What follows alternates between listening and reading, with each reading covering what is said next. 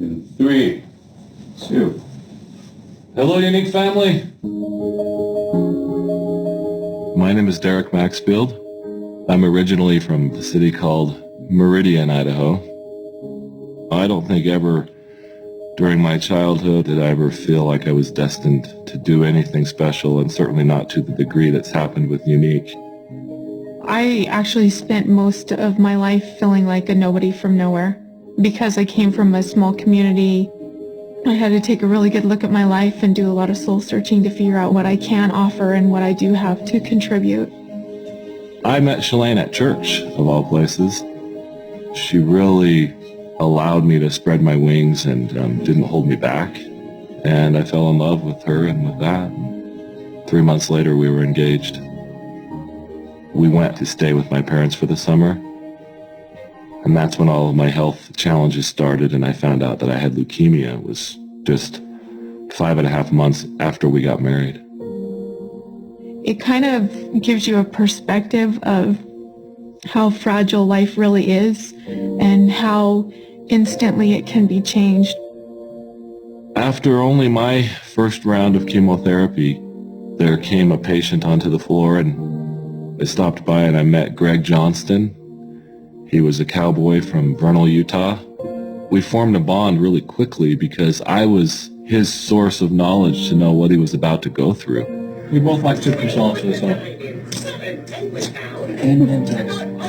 And Mentos. But he reacted to the treatments in a completely different way than I did.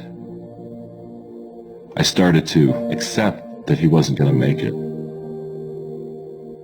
He would ask about my faith and what I wanted to do with my life after I was out of the hospital. The last time that I ever saw him, I came back to the hospital for my first checkup.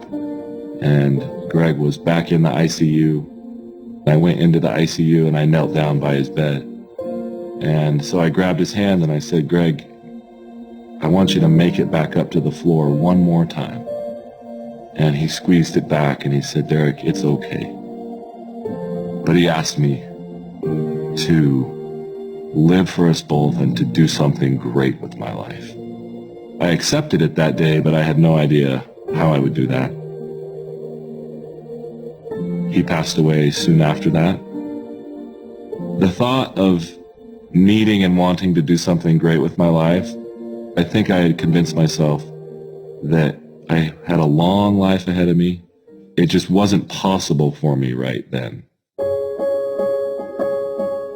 I got a job with a company here in Utah. They had a little basketball team, and we would go play every day for our lunch break. I came down, cracked skulls with the guy who I was guarding at the time, and we drove, of all places, to the same hospital where I had had all my treatments just a few years prior. I was in surgery for 5.5 hours. For the reasons that are only known to God, they put me in room 522, which was Greg's room. And I wasn't conscious enough or coherent enough to really know why I was there, but I knew I was back. And in that moment, that's the moment that really changed my life forever. Because I had a clear message to me, and it was exactly, Derek, you're right back in the same place. The same place, and you're using the same excuses. That moment changed my life. I was driven to no longer use excuses and to no longer think of the need to do something great as so far in the future. I started to change things. I got up at 4:45 in the morning and I worked on a software business that I'd been thinking about. I did that for 1.5 years. And then in the beginning of 2004, I started my own business. And that was the business that I sold in 2010. And I was thinking about what I wanted to do with my life. And I was driving home one day and I was talking to Shalane about someone who had been sexually abused.